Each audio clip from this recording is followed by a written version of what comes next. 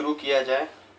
ठीक है, जो पंचायती राज व्यवस्था है उसका पार्ट 2 है। इसमें cooperative society, urban local bodies पढ़ेंगे और कुछ बाकी बात सब भी पढ़ेंगे। ठीक है, और कुछ क्वेश्चन भी है संघवाद वाला जो बच गया था। थोड़ा क्लास लेट हो गई है, कोई बात नहीं। देखो, हम लोग सहकारी संघवाद के बारे में पढ़ेंगे। सहकारी संघवाद मतलब सहकारी संघवाद का सहकारी समिति के बारे में। सहकारी समिति जिसको कोऑपरेटिव सोसाइटी बोलते हैं, उसको संवैधानिक मान्यता किससे मिला? तो 97वां संविधान संशोधन, 93 91 नहीं, 97वां 97 कॉन्स्टिट्यूशनल अमेंडमेंट से 2011 में इसको क्या मिल गया? क्या मिल गया इसको? संवैधानिक दर्जा मिल गया। किसको? कोऑपरेटिव सोसाइटी को। लेकिन जो आपका जो सहकारी समिति है, पहले इसके तहत फिर क्या हो गया?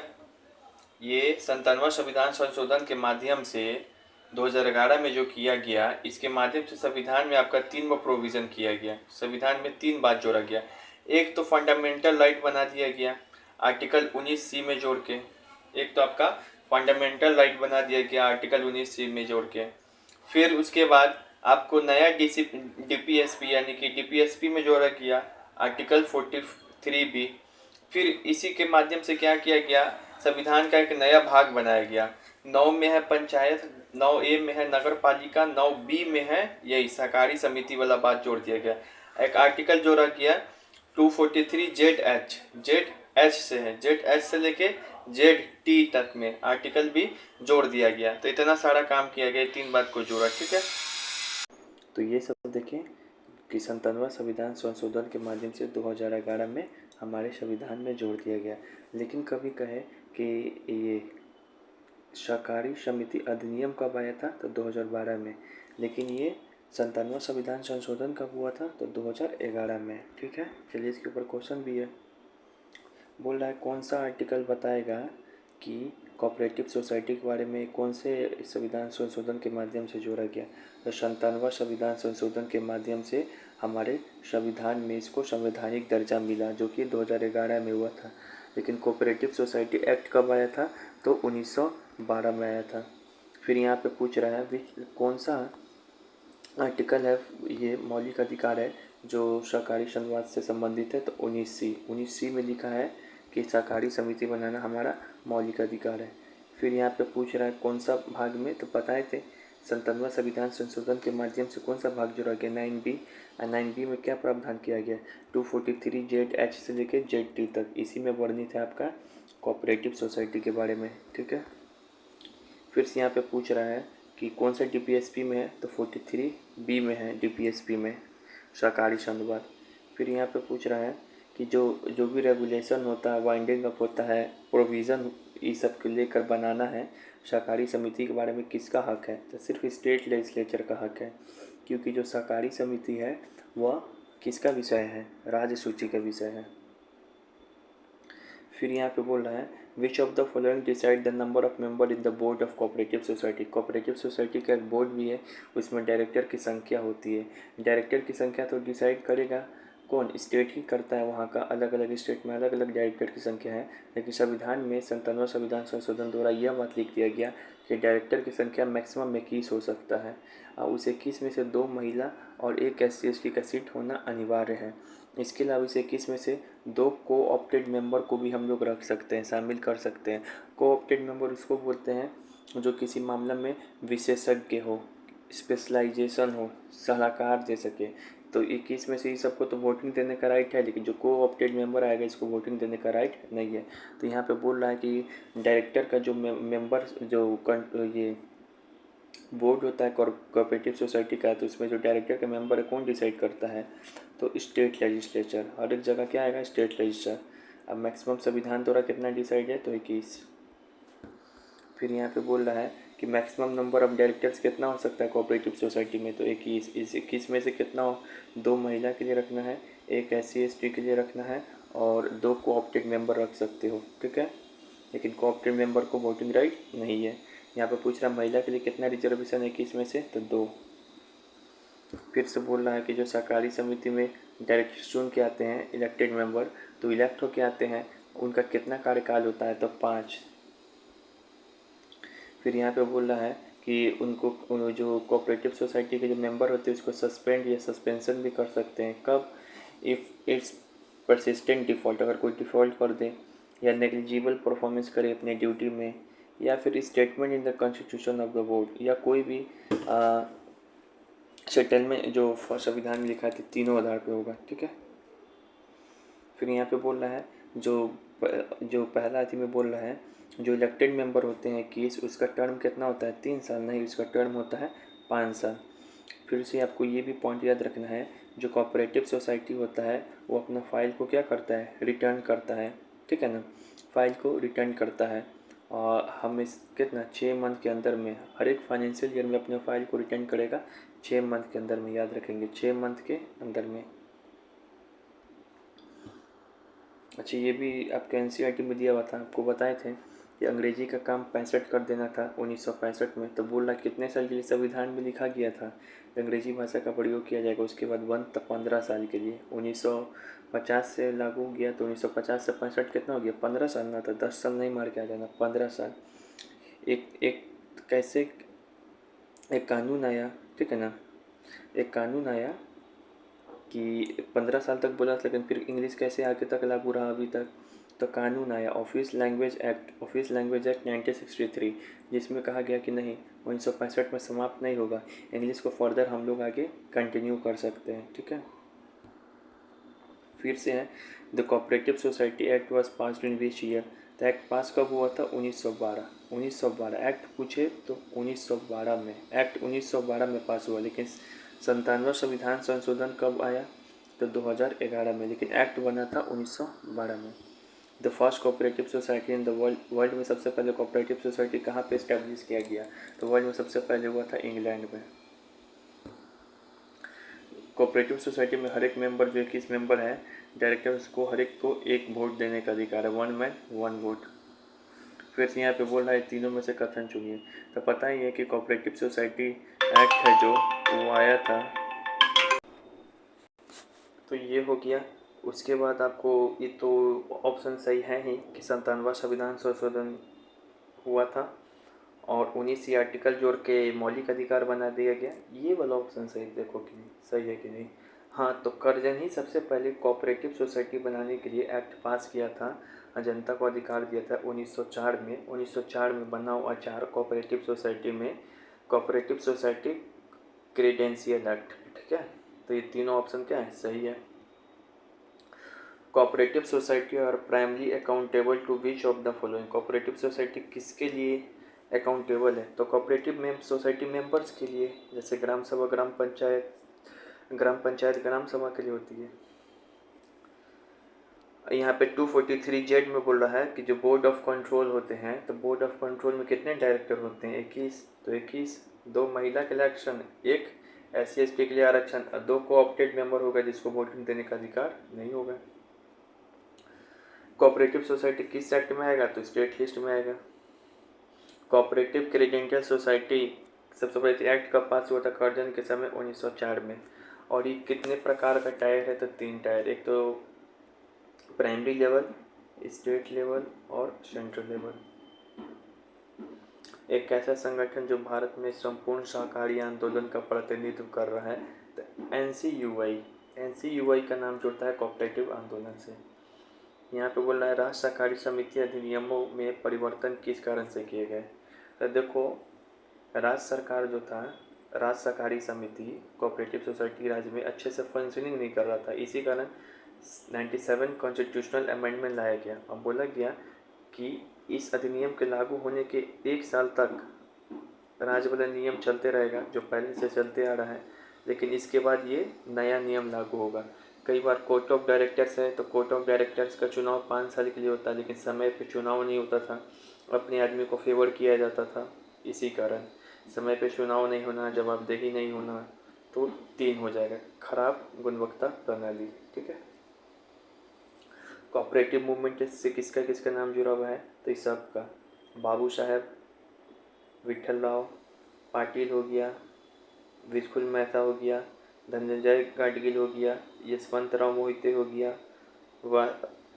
वंशदत्ता पाटिल हो गया, बाबू साहब थोरट हो गया, जीव के देवधार हो गया।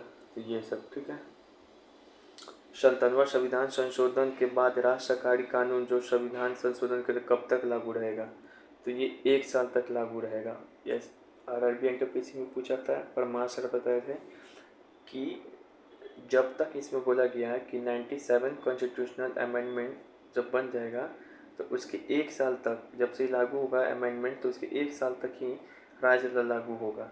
मतलब राष्ट्र तो शुरू से चलता आ रहा है कानून, तो यहाँ तक भी लागू होगा, उसके 1 साल तक लागू होगा। लेकिन उसके बाद जो है स्टेट का कानून नया उसको अपना बनाना पड़ेगा। किस आर्टिकल में है, पार्ट में है, तो 9B में है। According to 7th schedule of the Indian Constitution, cooperative society come under the राज सूची में। कौन इसमें से कोऑपरेटिव सोसाइटी नहीं है, तो RRB तो बैंक है, ये सहकारी संधि, बाकी बैंक ये सब भी हो सकता है कोऑपरेटिव सोसाइटी, ठीक है। किस ईयर में जो NDC है जो 1952 में बना था, नेशनल डेवलपमेंट काउंसिल, वह बोला कि कोऑपरेटिव सोसाइटी पर नेशनल पॉलिसी बनाओ, तो 6 साल बाद उसके 1958 में। ये भी NTPC में हाल का क्वेश्चन पूछा था, बहुत क्वेश्चन पूछा था।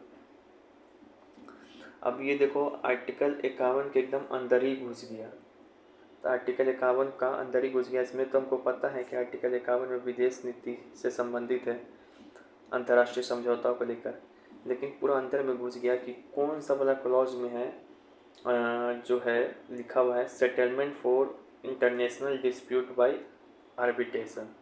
तो P में क्या है, पीस है। A में आर्टिकल 51 A में P से पीस है, R से क्या है, रिस्पेक्ट है कि क्या है, यहाँ से तो PRA है।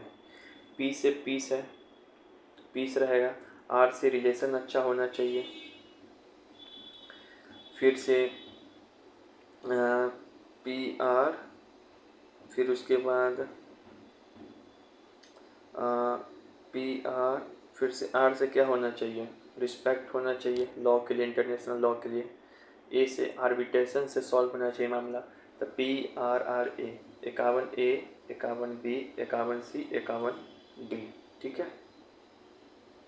फिर urban local bodies, urban local bodies, तो अर्बन लोकल बॉडीज़ के बारे में क्या है कि कौन कौन सा लोकल बॉडीज़ है, तो 8 प्रकार का अर्बन लोकल बॉडीज़ है, ठीक है। ये हर्ष वाले सर भी अच्छे से बताएं, इसे तुम भी देख लो। तो पहला आते हैं, पहला अर्बन लोकल बॉडीज़ है म्यूनसिपल कॉरपोरेशन। म्यूनसिपल कॉरपोरेशन कहाँ पर सेटअप किया जाता है, MC, तो सबसे बड़ा नाम है, तो बड़े शहरों में, ठीक है, बड़े शहरों में, बड़े बड़े सिटीज़ में, शहरों में। स्टेट में जो ये होगा इस्टेब्लिशमेंट किससे, तो स्टेट लेजिस्लेटिव जो एक्ट बनाएगी, कानून बनाएगी, उससे, और यूटीज़ में जो पार्लियामेंट एक्ट बनाएगा उससे, ठीक है। तो इसका मतलब हमको समझ में आ रहा है, चूँकि एक्ट से बनता है म्यूनसिपल कॉरपोरेशन, इसका मतलब ये स्टेटूटरी बॉडी है। कोई बॉडी एक्ट से बनता है तो स्टेटूटरी बॉडी होता है, ठीक है, स्टेटूटरी बॉडी होगा। और जो म्यूनसिपल कॉरपोरेशन होता है इसमें 3 अथॉरिटीज़ होती हैं, 3 संस्था है, एक काउंसिल, एक स्टैंडिंग कमेटी, एक कमिश्नर। काउंसिल में जो होता है क्या होता है, काउंसलर लोग होता है। ये जो काउंसलर लोग होता है इसको पीपल क्या करते हैं, इलेक्ट करते हैं डायरेक्टली, हम लोग भेजते हैं। और कुछ नॉमिनेटेड मेंबर भी होता है काउंसिल में, काउंसलर के अलावा। काउंसलर तो इलेक्ट होगा डायरेक्टली, लेकिन काउंसिल में कुछ नॉमिनेटेड मेंबर भी होता है। और ये जो काउंसिल को हेड करता है उसी को बोलते हैं हम लोग, म्यूनसिपल कॉर्पोरेशन में जो काउंसिल को हेड करेगा उसी को बोलते हैं मेयर। ये जो मेयर है ऑर्नामेंटल फिगर के जैसा है, मतलब इसको शक्ति कम दी गई है, ठीक है। बस इसका काम है कि आपको मीटिंग को प्रिसाइड करना, हेड करना। उसके अलावा एक स्टैंडिंग कमेटी भी आता है, ये रिकमेंडेशन करता है किसी चीज़ पे। फिर एक कमिश्नर होता है, IS, ठीक है। तो इसमें यही सब है। फिर म्यूनसिपल कॉरपोरेशन बड़े शहरों में, म्यूनसिपालिटी होता है छोटा शहर में, म्यूनसिपालिटी होता है छोटा शहर में। तो इस स्टेट में अगर इसको इस्टेब्लिश करना है म्यूनसिपालिटी तो स्टेट लेजिस्लेटिव एक्ट से होगा, और यूटी में करना है तो पार्लियामेंट के एक्ट से होगा, कानून से होगा। क्योंकि कोई चीज़ अगर एक्ट से इस्टेब्लिशमेंट होता है तो उसको क्या बोलते हैं, स्टेटूटरी बॉडी, ठीक है। और जो म्यूनसिपैलिटी है ना, उसमें 3 ऑथोरिटीज़ है, मतलब 3 संस्था है। एक है काउंसिल, इसमें भी स्टैंडिंग कमेटी और चीफ एग्जीक्यूटिव ऑफिसर। जो काउंसिल होगा उसका हेड कौन होगा? तो काउंसलर होगा। उसका हेड कौन होगा? काउंसलर होगा। और जो काउंसलर है ना, इसमें भी पीपल कैसा इलेक्ट होकर, बोले काउंसिल में कौन रहता है? काउंसलर। जो काउंसलर का हेड होता है यहाँ पे चेयरमैन, इसी का बोलते हैं। म्यूनसिपालिटी का हेड कौन है? तो चेयरमैन। और ये कोई ऑर्नामेंटल फिगर नहीं है, जबकि ऊपर में मेयर को देखे थे ऑर्नामेंटल फिगर है, जबकि इसके पास कुछ एग्जीक्यूटिव पावर भी है चेयरमैन के पास, ठीक है। और यहाँ पर भी जो काउंसलर है वो इलेक्टेड होगा पीपुल से, जनता से इलेक्टेड होगा। फिर ये है notified area committee. Notified area committee, ये नोटिफाइड एरिया कमेटी का इस्टेब्लिशमेंट 2 प्रकार के एरिया में होता है। एक तो ऐसा एरिया जो बहुत ही डेवलपिंग है, ऐसा टाउन जो डेवलपिंग हो रहा है इंडस्ट्रियलाइजेशन के कारण, या फिर एक ऐसा टाउन जो डेवलपिंग तो हो रहा है लेकिन अभी म्यूनसिपैलिटी सेकेंड वाला, यानी कि छोटे शहरों वाला जो है उसका दर्जा प्राप्त नहीं कर चुका हो, लेकिन वह सरकार के गैजेट में, सरकार के नज़र में वह स्टेट गवर्नमेंट द्वारा उसको इम्पोर्टेंस बना दिया हो गया। मान लो कि कोई एरिया सिटीज़ है तो बहुत डेवलप हो रहा है, ठीक है, इंडस्ट्रियलाइजेशन के कारण, लेकिन उस अभी इतना भी डेवलप नहीं हुआ कि उसको म्यूनसिपैलिटी कहा जाए, लेकिन फिर भी सरकार उसको इम्पोर्टेंस मान रही है, कंसिडर कर रही है। तो वहाँ पे जो अर्बन लोकल बॉडी सेटअप होगा एडमिनिस्ट्रेशन के लिए, उसको बोलेंगे notified area committee. Notified area committee किसके द्वारा इस्टेब्लिश होता है नोटिफाइड एरिया कमेटी? ऊपर में हमने देखा है दोनों कि ये ऊपर में दोनों देखा है, म्यूनसिपैलिटी और municipal corporation state legislative act से हो रहा था, इसी कारण वो क्या था? Statutory body. लेकिन ये जो नोटिफाइड एरिया कमेटी है ये इस्टेब्लिशमेंट होता है नोटिफिकेशन ऑफ गवर्नमेंट गैजेट। जो गवर्नमेंट गैजेट निकालती है उसी के नोटिफिकेशन से होती है, यानी कि ये स्टैट्यूटरी बॉडी नहीं है। फंक्शन क्या है? The provision notified in government gadget. तो जो भी गवर्नमेंट गैजेट में लिखा रहता है कि आपको ये काम करना है, वो काम करना है, वही काम करेगा। इसका पावर ऑलमोस्ट इक्वल टू होता है म्यूनसिपैलिटी, ठीक है। लेकिन ये म्यूनसिपैलिटी का एकदम उल्टा है एक मामले में, क्योंकि यह पूरा नॉमिनेटेड बॉडी है। जबकि म्यूनसिपैलिटी में देख लेते हैं कि जो काउंसिल का काउंसलर है वो इलेक्टेड है, लेकिन यहाँ पर जो भी मेंबर बनेंगे एडमिनिस्ट्रेशन के लिए वो क्या होगा? नॉमिनेटेड है। एन से नॉमिनेटेड, एन से नोटिफाइड कमेटी, ऐसे याद कर सकते हो। फिर से ये neither elected body nor statutory body, ये ना ही इलेक्टेड बॉडी है और ना ही स्टेटूटरी बॉडी है, मतलब कोई इलेक्टेड तो है ही नहीं इसमें, तो इस नॉमिनेटेड है, इसी का बोल रहा है। फिर ये कोई कानून से बना नहीं है, स्टेटूटरी बॉडी, इसी का बोल रहे हैं। Chairman nominated by the state government, यहाँ पे चेयरमैन भी जो नॉमिनेट होगा वो स्टेट गवर्नमेंट से नॉमिनेट होगा, ठीक है। फिर एक बॉडी है town area committee. Town area committee ये क्या होता है? तो ये सेमी म्यूनसिपल अथॉरिटी है और setup for administration of small town. Setup for administration of small town, छोटे छोटे टाउन के आसपास। देखो इस स्मॉल टाउन के लिए town area committee, small cities के लिए म्यूनसिपैलिटी, ठीक है ना। ये सेमी म्यूनसिपल अथॉरिटी है, मतलब कि म्यूनसिपैलिटी से थोड़ा सा नीचे आ जाओ तो ये आ जाएगा। इसके पास लिमिटेड काम है, जैसे कि साफ़ सफाई कराना, रोड वगैरह को देख लेना, कहीं पे स्ट्रीट लाइटिंग काम कर रहा है कि नहीं कर रहा है, तो ये करता है टाउन एरिया कमेटी। ये ना ही फुल्ली इलेक्टेड होगा और ना ही ये फुल्ली नॉमिनेटेड होगा, ना ही इसमें पूरा चुनाव कराएगा लोग, ना ही पूरा मनोनीत होकर आएगा। हल्का हल्का वाला काम है इसमें, पार्शियली चलता है ये, partially elected, partially nominated by the state government. जबकि इसके पहले नोटिफाइड एरिया गवर्नमेंट देख रहे थे तो फुल्ली ये क्या था? नॉमिनेटेड। जबकि ये वाला आता है तो यहाँ पे पार्शियली इलेक्टेड और पार्शियली नॉमिनेटेड वाली बात चलती है इसमें। ये भी स्टेट लेजिस्लेचर एक्ट से ये भी बनेगा, तो ये भी एक स्टेटूटरी बॉडी हो जाएगा, ठीक है ना, क्योंकि एक्ट से बन रहा है। फिर कंटेनमेंट बोर्ड जो आपका होता है, तो ये जो भी आर्मी वाला इलाका है वहाँ पर बनता है, तो ये भी अर्बन लोकल बॉडी है। स्पेशल पर्पस एजेंसी, ये भी अर्बन लोकल बॉडी है। टाउनशिप क्या होता है? तो टाउनशिप जो होता है वो इस्टेब्लिश होता है लार्ज पब्लिक इंटरप्राइजेज के द्वारा। कोई कंपनी है तो उसके वर्क अपने प्लांट के आसपास एक शहर बसाता है। अभी अपने प्लांट के आसपास क्या करेगा?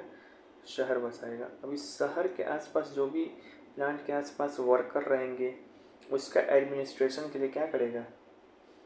ये टाउनशिप इस्टेब्लिश करेगा। इसमें कोई इलेक्टेड मेंबर नहीं है, इसमें भी कोई नोटिफाइड एरिया के जैसा इलेक्टेड नहीं है, सारे नॉमिनेटेड है। प्रोवाइड सिविक एमिएशन to staff and worker who live near the plant. जो भी सिविक एमिनिटीज़ है जो भी बेसिक नीड्स है उसके फुलफिल के लिए होता है। फिर पोस्ट ट्रस्ट, ये पोर्ट को मैनेज करता है। ये एक्ट से इस्टेब्लिश होगा, जबकि ये भी स्टेटरी बॉडी नहीं है। ये तो कोई भी कंपनी है तो वो इस्टेब्लिश करता है अपने आसपास। और जब कंपनी इस्टेब्लिश कर रहा है तो कोई इलेक्टेड मेंबर होगा टाउनशिप में? नहीं। जियो अगर अपने आसपास लगा रहा है, टाटा अपने आसपास, इलेक्टेड मेंबर होगा? नहीं, नॉमिनेटेड होगा। जबकि ये एक्ट ऑफ पार्लियामेंट से है, इसमें इलेक्टेड और नॉमिनेटेड दोनों मेंबर होता है। आइए अब सवाल सॉल्व करते हैं। एनटीपीसी में इसी पर पूछा था कि नोटिफाइड एरिया कमेटी कैसे रीमेप करते हैं। तो जो दो कंडीशन था, पहला कि एक फास्ट डेवलपिंग टाउन हो इंडस्ट्रियलाइजेशन के कारण, ठीक है ना, तो ये हो जाएगा। और वो म्यूनसिपैलिटी का भी पूरा स्टेटस अभी अचीव नहीं किया हो, लेकिन गवर्नमेंट की नज़र में इसको इम्पोर्टेंट कंसिडर किया जा रहा हो। The member of the notified area committee are notified, N से क्या होगा? नॉमिनेटेड किसके द्वारा होता है? तो स्टेट लेजिस्लेचर के द्वारा। पहला ऐसा ही में पूछा था। Notified area committee is neither an elected body nor an statutory bodies. तो देखो, नोटिफाइड एरिया कमेटी सही बात है, नहीं इसमें इलेक्टेड कोई एक भी मेंबर नहीं है, और ये संविधान के एक्ट से भी नहीं बना है, ऐसे पार्लियामेंट के एक्ट से भी नहीं बना है, तो ये ऊपर वाली बात सही है। लेकिन देखो दूसरा बात देखो, town area committee is either wholly elected or either wholly nominated. Town area committee में क्या है? तो देखो टाउन एरिया कमेटी के बारे में क्या सही है, ये पूरी नहीं है, ये पार्शियली सब यहाँ पे यूज होना चाहिए कि पार्शियली इलेक्टेड होता है लोग यहाँ पे, आप पार्शियली नॉमिनेटेड होता है, तो इसी का ये गलत है। विच of the following types of urban local body setup for administration small town? Small town बोल रहा है, स्मॉल सिटीज म्यूनसिपैलिटी, टाउन बोल रहा है तो town area committee. 1 town area committee is an urban body set up for administration in small town, सही है। it is set up as statutory body in concerned state, सही है, ये भी statutory body है। सिर्फ कौन सा दो पार्लियामेंट के एक्ट से नहीं बनता है, चाहे स्टेट लेजिस्लेचर के एक्ट से, एक तो नोटिफाइड एरिया कमेटी और एक है जो कंपनी लोग इस्टेब्लिश करता है township.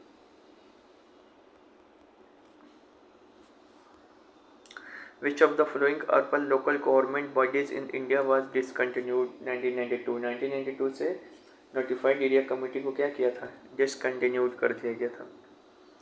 Municipal area means area of municipalities notified as. अच्छा, कौन ये डिसाइड करेगा कि ये म्यूनसिपैलिटीज़ है, इसको म्यूनसिपल कॉरपोरेशन होना चाहिए? तो वो वहाँ का गवर्नर डिसाइड करता है, ठीक है। स्टेट नहीं, स्टेट लेजिस्लेचर दिया हुआ है क्या? नहीं, गवर्नर डिसाइड करता है। अर्बन सेंटर मोर देन 11,000 से आदमी हो लेकिन 25,000 से कम हो तो इसको कैसे क्लासीफाइड करेंगे? 11,000 से एक 25,000 से कम तो नगर पंचायत। कौन अर्बन लोकल बॉडीज है? तो 8 प्रकार का है, तो सब है इसमें से, और भी पीछे हम बताए हुए हैं।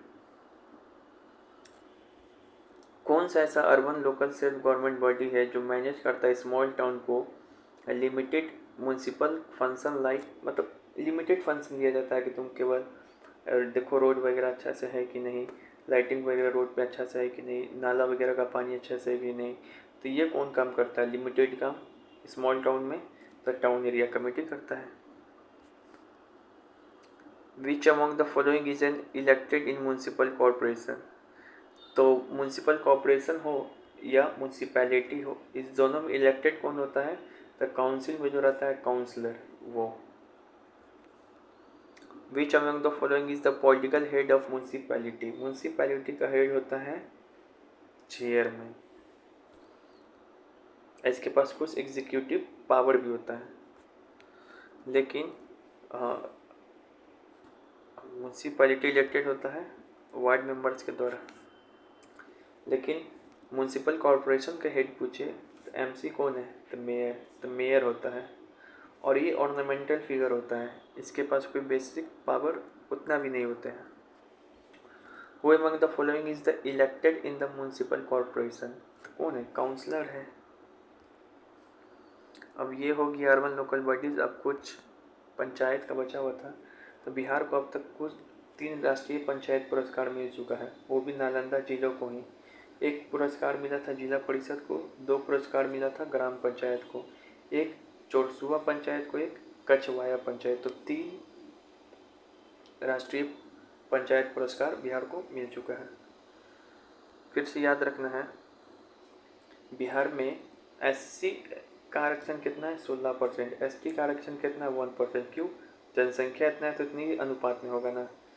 पिछड़ा वर्ग का क्या है? 20%। बताए भी थे। अब महिलाओं के लिए 50%। ये सब व्यवस्था किया गया 2006 के अधिनियम से। बिहार में जिला परिषद की संख्या कितना है? तो जितना जिला होगा 38, पंचायत समिति 534, और ग्राम पंचायत 8406। ग्राम पंचायत 8406, जिला पंचायत समिति 534, जिला परिषद 38, 8406। भी 3 टायर बताए थे। तो ग्राम पंचायत में भी एक अध्यक्ष होगा और एक उसके सदस्य होंगे, पंचायत समिति में भी अध्यक्ष उसके सदस्य होंगे, जिला पंचायत में भी अध्यक्ष उसके सदस्य होंगे। अभी क्या सिस्टम है कि जो जिला पंचायत है ऊपर वाला, जिला पंचायत और पंचायत समिति, इन दोनों का अध्यक्ष सिर्फ क्या होता है? इन दोनों के अध्यक्ष का सिर्फ अप्रत्यक्ष चुनाव होता है, इनडायरेक्टली। बाकी जितना भी सदस्य हो, यहाँ हो चाहे यहाँ का अध्यक्ष हो, यहाँ का सदस्य हो चाहे यहाँ का सदस्य हो, सब डायरेक्टली ही चुनते हैं हम लोग। बाकी जो भी सिर्फ एक पूरा सिस्टम है ग्राम पंचायत वाला में, तो जिला परिषद और पंचायत समिति, इसके अध्यक्ष को हम लोग इनडायरेक्टली चुनते हैं। ठीक है, फिर से आपको याद रखना है। अच्छा, नगर निगम में अभी क्या चल रहा है? तो नगर निगम में इस पर देखे थे, मेयर का भी चुनाव किए थे हम लोग, उप मेयर का भी वोट करके। तो नगर निगम वाला भी जो नया आया है अभी इस बार से, तो नगर निगम में हर एक स्तर पे, चाहे नगर पंचायत हो, नगर परिषद हो, चाहे नगर निगम हो, जैसे ग्राम पंचायत, ग्राम परिषद, जिला परिषद था ना, इसी तरीके से नगर पंचायत, नगर परिषद, नगर निगम हो, इसमें अध्यक्ष हो चाहे इसका उपाध्यक्ष हो चाहे मेंबर हो, सब डायरेक्टली चुनाव होता है नगर पालिका में बिहार में। ठीक है, नगर पंचायत से ऊपर अगर नगर परिषद, नगर परिषद से ऊपर नगर निगम। नगर पंचायत की संख्या कितना है? 154। नगर परिषद की 88 है क्या? और नगर निगम की संख्या 19 है। जैसे मुजफ्फरपुर में नगर निगम है। नगर पालिका में जो महिला को आरक्षण दिया गया नगर पालिका अधिनियम 2007 के तहत, लेकिन ग्राम पंचायत में 2006 के तहत। बिहार में सर्वप्रथम पटना नगर निगम की स्थापना कब हुई थी? तो 15 अगस्त 1942 को। 15 अगस्त 1942 को 57 वो नगर निगम यहाँ पे 15 अगस्त 1942 को, 1952 को पटना नगर निगम की स्थापना कब हुई? 1952। 52 नगर निगम बना दिया पटना को। 52 नगर निगम बना दिया पटना को। 52। देखो यहाँ पे बिहार में टोटल कितना नगर निगम है? तो 19। सबसे पहला नगर निगम था मुजफ्फरपुर। बिहार में नगर परिषद कितना है? तो 88। नगर पंचायत कितना है? तो 154। और नगर निगम कितना है? 19। देखो सबसे ऊपर नगर निगम, इसकी संख्या 19, फिर नगर परिषद 88 और नीचे में नगर पंचायत 154। अभी एक अधिनियम आया था ना 2022 वाला बिहार नगर पालिका निर्वाचन संशोधन अधिनियम, तो इसके तहत सबका चुनाव नगर पालिका में क्या होता है? प्रत्यक्ष। वही दिया है। केंद्रीय वस्तु एवं सेवा कर संशोधन विधेयक 2023 में क्या परिभाषित करता है? यही online gaming, online money, virtual digital संपत्ति की अभिव्यक्तियाँ।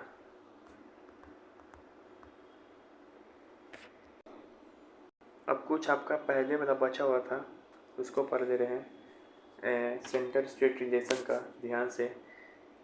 किस देश में सत्ता की साझेदारी की प्रथा नहीं है? अमेरिका में है, अमेरिका संघवाद है।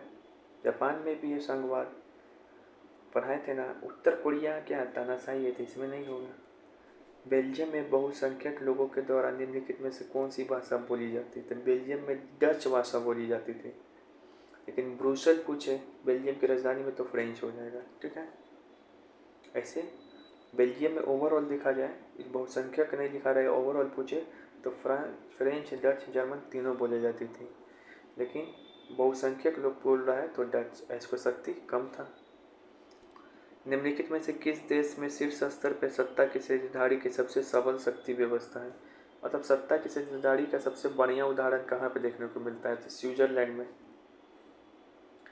वहाँ पे सत्ता की साझेदारी क्या है? एकदम स्यूट है। स्विट्जरलैंड में सत्ता की साझेदारी एकदम क्या है? स्यूट है। स्विट्जरलैंड जो है संघ में आकर सत्ता की साझेदारी का उदाहरण है। ठीक है। साथ आकर, लाकर नहीं, साथ आकर। निम्नलिखित में से किस देश में लोकतंत्र की पुनर्स्थापना के लिए कभी भी आंदोलन नहीं हुआ? नेपाल में तो हुआ ही, राजतंत्र को हटाने के लिए 2006 में।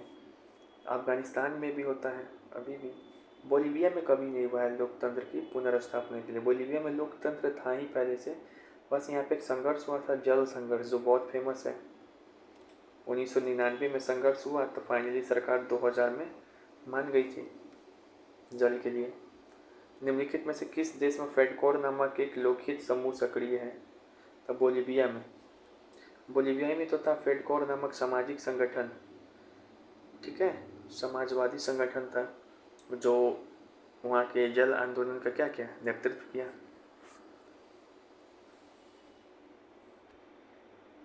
यहाँ पे एक्सप्लेनेशन भी देख लो। बेल्जियम में लगभग 85% लोग, 55% लोग डच, 40% लोग फ्रेंच बोलते हैं। ऐसे जर्मन भाषा भी बोली जाती है वहाँ पे। और जो डच भाषा वाले लोग हैं तो उसको बोलचाल में फ्लेमिश बोला जाता है। जो फ्रेंच भाषा वाले लोग हैं उनको उनको बोला जाता था बोलनिया क्षेत्र। ठीक है। अब ये भी देख लेना एग्जाम से पहले कि कौन सा रे फ्लेमिश कौन है, ऊपर वाला कि नीचे वाला।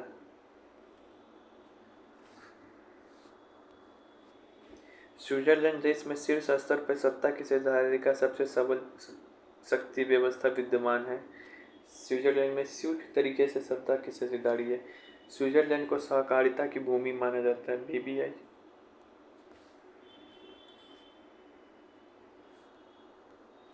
बोलिविया देश में लोकतंत्र की पुनर्स्थापना के लिए कभी जन आंदोलन नहीं हुआ, सही बात है, जबकि नेपाल पोलैंड में हो चुका हुआ है।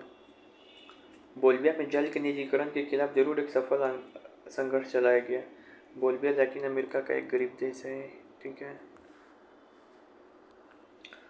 बोलिविया देश में फेडकोर नामक एक प्रमुख संगठन है जो कि जल युद्ध संघर्ष के लिए क्या क्या हेड किया था। ये जो फेडकोर संगठन है इसका नेतृत्व कौन किया? फेडकोर संगठन कहाँ पर था? बोलिविया में था। ये एक संगठन एक समाजवादी पार्टी का समर्थक था, फेडकोर। तो या तो फेडकोर दे दे कि कौन किया था जल संघर्ष का नेतृत्व, या फिर समाजवादी पार्टी दे दे, तो दोनों काम सही है। फिर से यहाँ क्या है, फेडकोर ये इस समय आंदोलन चलाया गया और फाइनली कंपनी के ये बोलिविया सरकार अंत कर दिया 2000 में बहुराष्ट्रीय कंपनी के अधिकार को कि तुम जल वगैरह वाला काम करो। 1980 में अंग्रेज़ों से कौन स्वतंत्र हुआ? तो जिम्बाब्वे। 80 जिम्बाब्वे, 70 में फिजी, 70 में फिजी, 70 में फिजी, 80 जिम्बाब्वे। बेल्जियम कब हुआ था? तो बेल्जियम घोषणा किया था 1830 में पहली बार। फाइनली उसको आज़ादी मिल गया 1839 में। आई जिम्बाब्वे, फिजी सब तो इधर का है, बहुत नज़दीक हो गया ये सब तो। निम्नलिखित में से उस देश की पहचान कीजिए जो साथ आकर संघ बनाने का उदाहरण है। टीआरई में सेम यही लाइन पूछा गया था। देखो, साथ आकर बोल रहा है, साथ आकर बोल रहा है, साथ लेकर नहीं बोल रहा है, साथ आकर। साथ में कौन कौन आया है? साथ में आया, सब संघ बना लिया। तो इसका ट्रिक बताए थे। आकर से क्या याद रखना? अमेरिका, यानी कि अमेरिका वाले गुट। अमेरिका वाले गुट का क्या ट्रिक है? आस। ए से क्या है? ऑस्ट्रेलिया। ए से क्या है? अमेरिका। एस से क्या है? स्विट्ज़रलैंड। ऐसे स्विट्ज़रलैंड में आपको याद रखना है कि सत्ता की साझेदारी का सबसे बेहतर उदाहरण है। ठीक है, तो बाय ऑल दी वेस्ट चाहिए आप इसका। एक सेकेंड, ये भी तो देख लो। ये पढ़े हम लोग, फिर ये पढ़े।